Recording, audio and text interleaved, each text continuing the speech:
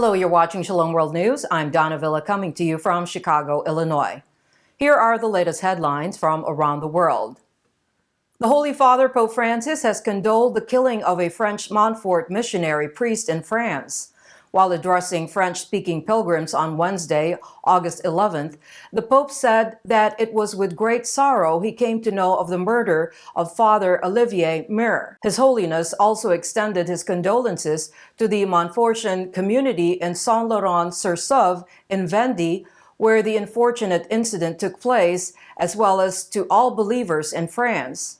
Father Maire was beaten to death on August 6th by a Rwandan immigrant awaiting trial for setting fire to the cathedral in Nantes last year.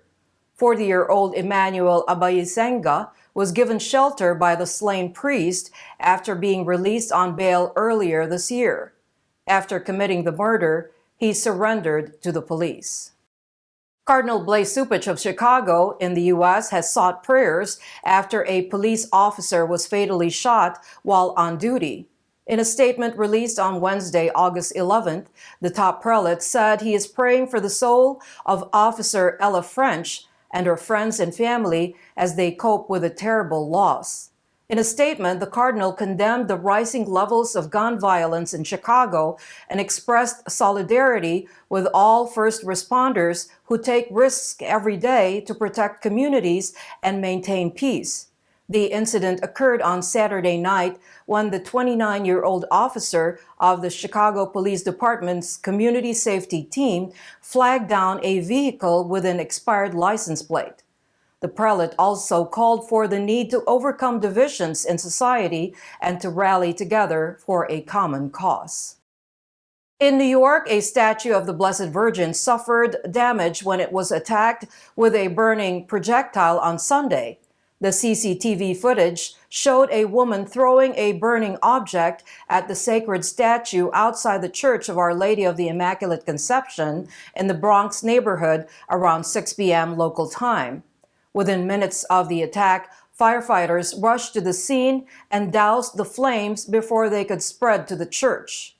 The police has launched an investigation.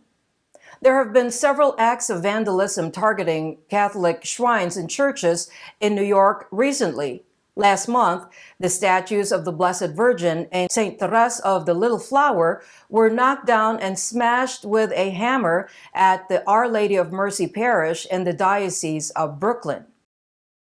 A month after the Archbishop of Colombo, Cardinal Ranjith wrote a strongly worded letter to Sri Lankan President Gotabaya Rajapaksa, citing the need for a proper probe to catch the culprits of the Easter Sunday blast. The president's office has announced that 25 people have been indicted and faced with as many as 23,270 charges. The bomb blast at the 3 churches and 3 hotels on Easter Sunday of April 2019 left more than 200 people dead and hundreds injured. The charges were filed on Tuesday, August 10th, under the anti-terror law. The Attorney General directed the Chief Justice to form a 3-member High Court bench to expedite the trial. In his letter, Cardinal Ranjith cited allegations that security agencies knew one of the attackers but failed to take action. Catholic bishops of the U.S. have once again reiterated that no taxpayer funds should be used to promote abortion. Archbishop Paul Coakley, chairman of the Committee on Domestic Justice and Human Development of the U.S. Conference of Catholic Bishops, made this remark in a statement that welcomed the Senate's move to pass the Infrastructure Investment and Jobs Act on Tuesday, August 10th. The $1.2 trillion package is expected to ramp up infrastructure projects such as roads, bridges, and railroads. However, the bishops expressed concern over a provision in the legislation that, quote, advances a false understanding of gender and sexuality, end quote.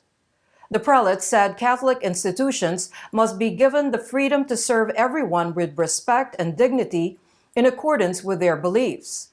They also sought improvement in the child tax credit, in-home care for family members, and legislation for the citizenship of migrants.